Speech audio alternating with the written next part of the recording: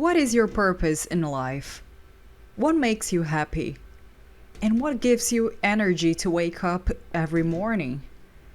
After our last video where we explored the Oriental philosophies in Vagabond like Taoism and Zen Buddhism, I wanted to continue to explore the Japanese way of thinking and understanding life. And in the middle of a turbulent period of my life, I found out about the Japanese term called Ikigai. And somehow it started to change the way I see things in my life. And I also started to think about what I want to myself and how I want to live.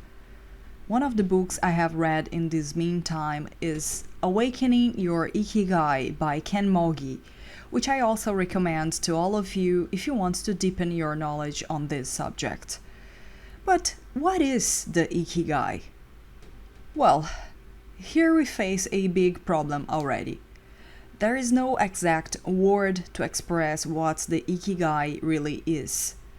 And if you remember our last video where we talked about Taoism and Zen Buddhism, you already know that in the Oriental culture, some things must be experienced and cannot be totally expressed with words.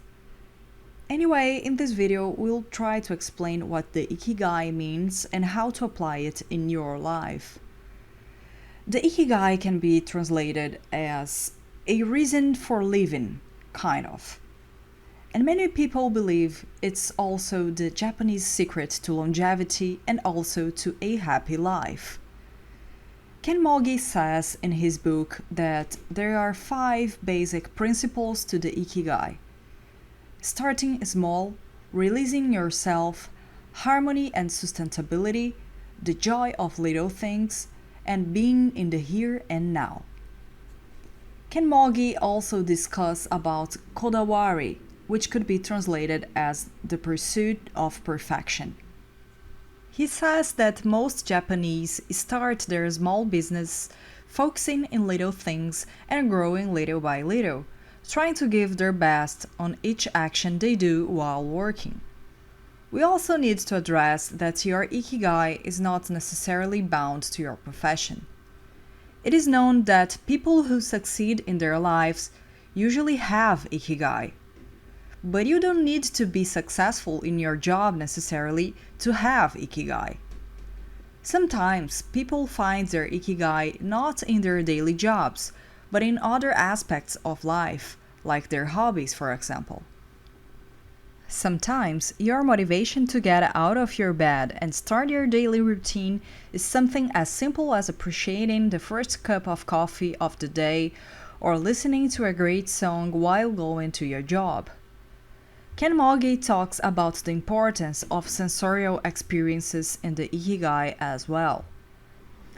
This is part of the concept of being here in the now and also the joy of little things, which are often overshadowed by our own concerns and the hustle and bustle of daily life.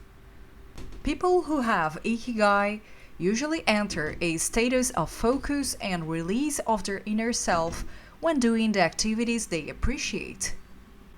When they do something they love, they do that not because they want to be recognized, but because they truly love their art, their product, their service, or whatever they do. Usually, the best artists are not the ones who are concerned about their own fame, but they want their art to be perfect simply because they appreciate that piece of art themselves. And after reading more and more about the Ikigai, I found that many slice of life animes and mangas are actually about Ikigai.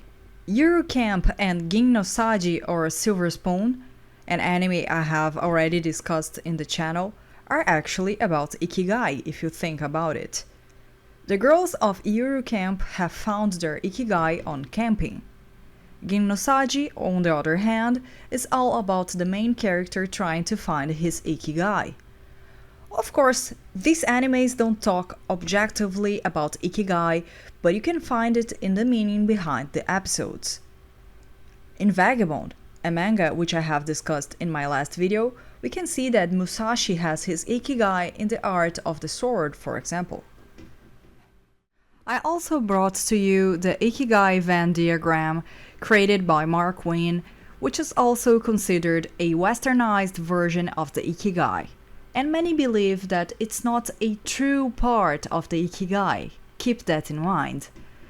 Either way, I think it brings some interesting concepts, and I wanted to show it to you in this video because you'll probably find it in the internet if you search about Ikigai in general. According to this diagram, the Ikigai would unite your passions, your vocation, your profession, and your mission in this world. But keep in mind that this was not originally created by the Japanese people, and most Japanese wouldn't recognize it as part of the Ikigai.